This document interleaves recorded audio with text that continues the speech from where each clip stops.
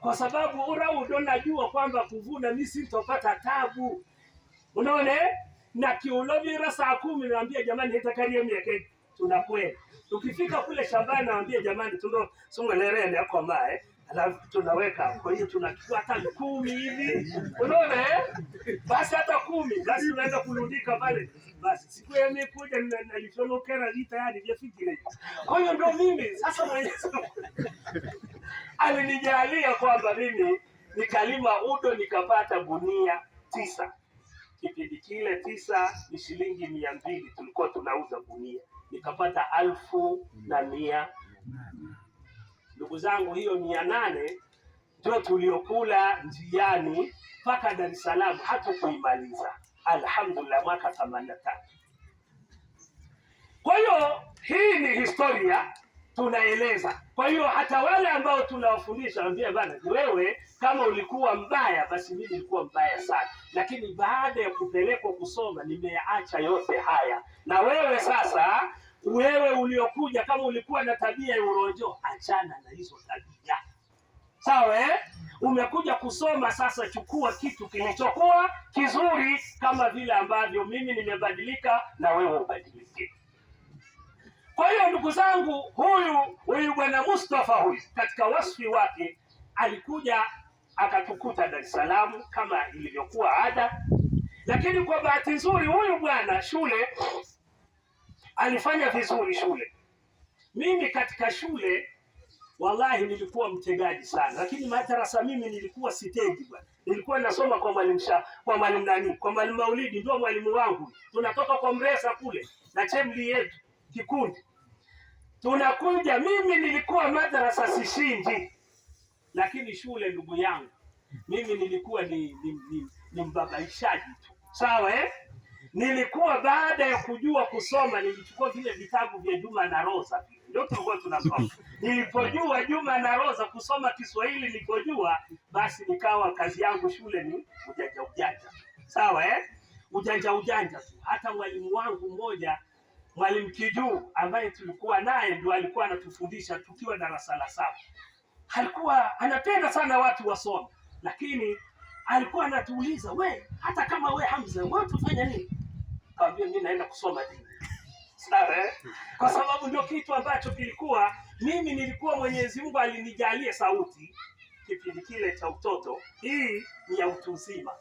Sasa nikichunga kule nilikuwa na ghani sana, lakini kughani kwenyewe ni maneno tu kama unajua Sasa nilikuwa na Mungu alinipa ibra, nisema hii sauti nitaitumia kwenye nini? Kuimba viu. Bali kana kazi yani kuimba viu. Basi nikasema mimi inshallah nitakwenda kusoma. Nitakwenda kusoma inshallah.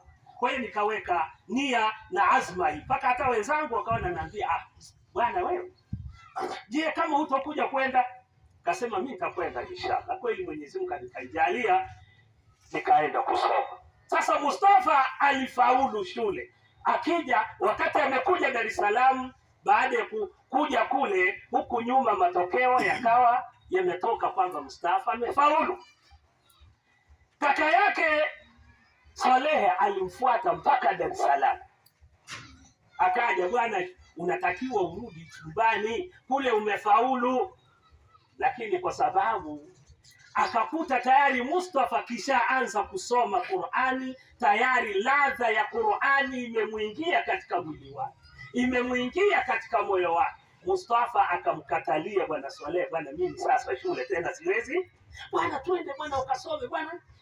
Akakataa akarudi. Sheikh Swaleh nafikiri alirudi, kama alikuja na nauli za kumchukua Mustafa nafikiri alirudi nazo.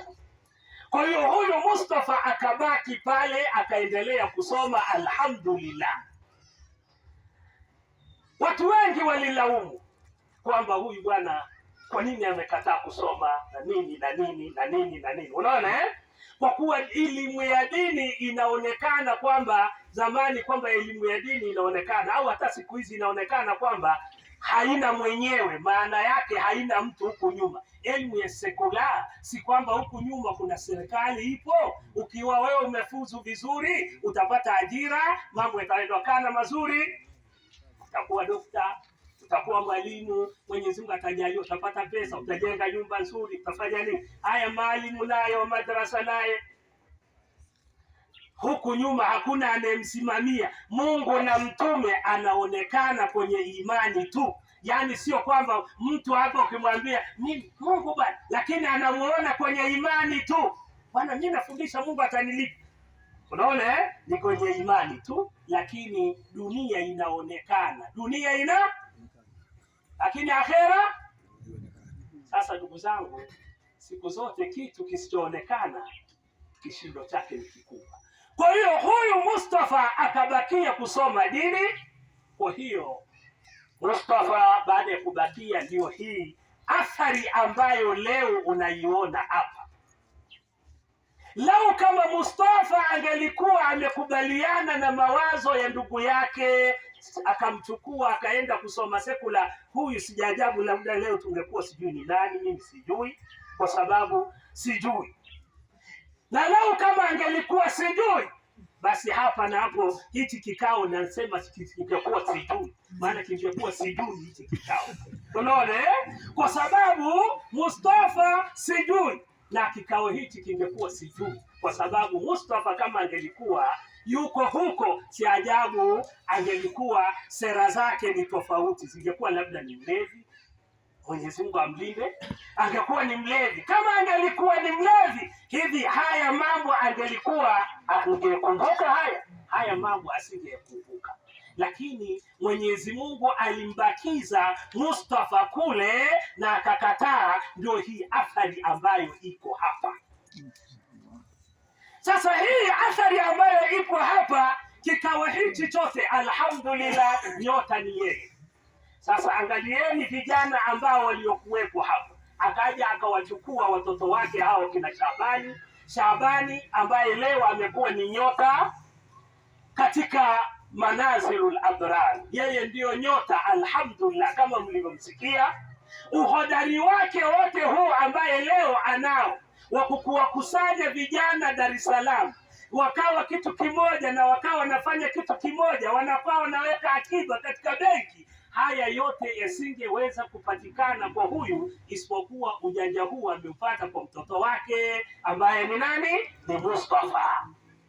Kwa hiyo lau si Mustafa, Shabani asingekuwepo hai, huyu angekuwa ni maiti.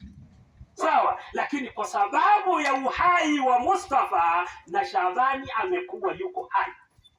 Sasa si Shabani tu, kuna wengine kama hao watoto tuliowasikia hapa, wamesoma mawaidha, wengine wamesoma Qur'ani, wengine wapo hivi. Ndugu zangu, kwamba hata kama tuseme kwamba tuache tu kwamba sasa hatumuombei mzee Shabani dua, tukae tu yani hivi Sheikh Mustafa hawa anafundisha tu huko, basi hakuna kumuombea, hivi kweli mzee Shabani hawezi kunufaika?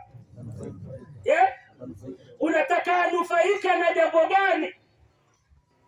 Hili la dua sallallahu afilahu warhamuhu. Lakini zile Qur'ani ambazo watoto Mustafa anafundisha, kila harfu ambaye tunajalia kila harfu moja ina thawabu 10. Ukisema tena Mtume sallallahu alaihi wasallam akawatoa shaka watu kuambia, jamani msije mkafikiria mtu akisema alif lam mim hizi ni harfu moja, hii akasema alifu harfu, lam harfu, mim harfu. Kuna harfu 3 na thawabu 30. Haya ndugu zangu, Mustafa kila siku anafundisha Qur'ani watoto wangapi? Hebu tuichukulie tu kwamba amma yatasaaluna, hii amma yatasaaluna hapa, hapa ni amama sio? Sasa hapa kuna vitu vimenania hapa, vimezamishwa hapa, sasa hii mtu anamfundisha amma yatasaaluna sura nzima, sio mmoja. Sasa hebu piga mahesabu ya herufi zile ambazo ziko hapa, mathawabu ni mangapi mashehe? Sasa huyu mzee Shabani si tajiri huyu? Kuna mtu atakayekuja siku ya Kiyama kumshinda mzee Shabani kwa utajiri wake? utajiri wa akhera haufanani na utajiri wa duniani, ndugu zangu. Kwa hiyo ndugu zangu, kwamba mzee Shabani alhamdulillah kwa kumtoa Mustafa imekuwa ni sababu ya leo katika mji wake kuwa huko hai. Mzee Shabani amekufa, lakini mji wake huko hai. Hata wakati wa mzee mzee Shabani, nafikiri umma huu unaweza usiukute. Ukiukuta huku mtu akuile. Sasa hapo mzee Shabani kafa zamani, bwana, tunarudikana hapa. Ni nini kilichotukusanya?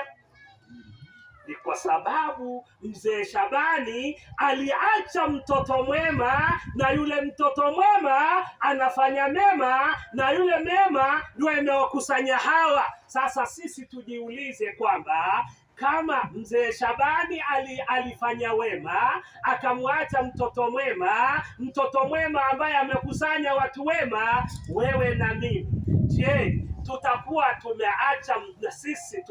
tumeacha mtoto mwema atakayekuwa anatufanyia mema kama haya?